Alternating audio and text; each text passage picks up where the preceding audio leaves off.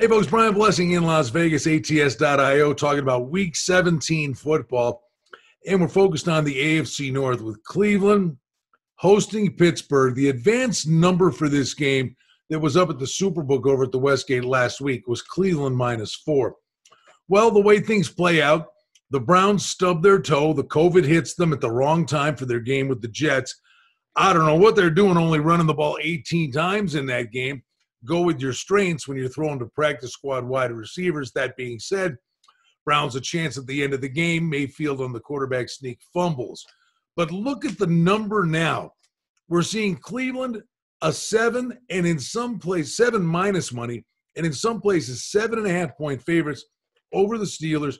Total on the game is 42.5.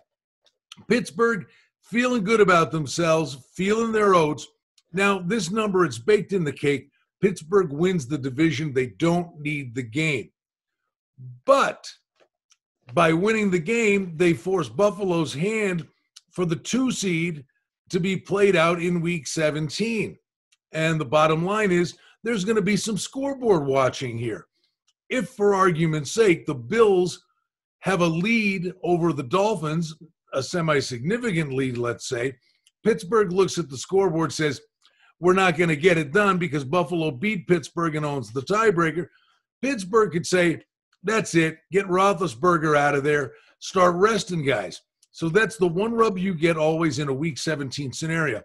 But this is all about the scoreboard watching that's going to go on and the motivation for Cleveland to win and be in. They get everybody back. Landry's been terrific the last half of the season, but he missed the game against the Jets. Cleveland was putting points up galore before that unfortunate circumstances in the game against the Jets. And oh, by the way, had the Jets not blown the game to the Raiders, they'd have actually won 3 games in a row. So the Jets are actually playing some decent football. Cleveland, all the motivations on their side. It is absolutely an inflated number. But listen, if you wager on this game beforehand, you'll want to watch closely what's going on with the game in Orchard Park, and it may be able to give you an opportunity to do something at halftime. But it's a Week 17 scenario where it's an inflated number. And don't forget, Pittsburgh won the first game 38-7. But all the motivation and the desperation is on Cleveland's side.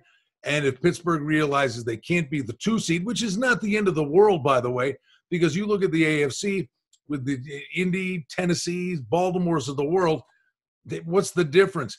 The main thing is to be healthy for that first playoff game, and that may end up being Pittsburgh's determining factor throughout the course of this game. Interesting dynamic, laying a big number. The Browns got to have it. It's one of those Rubik's Cubes for you to try and figure out in Week 17 of the NFL. Always good to be with you, ATS.io. I'm Brian Blessing in Las Vegas.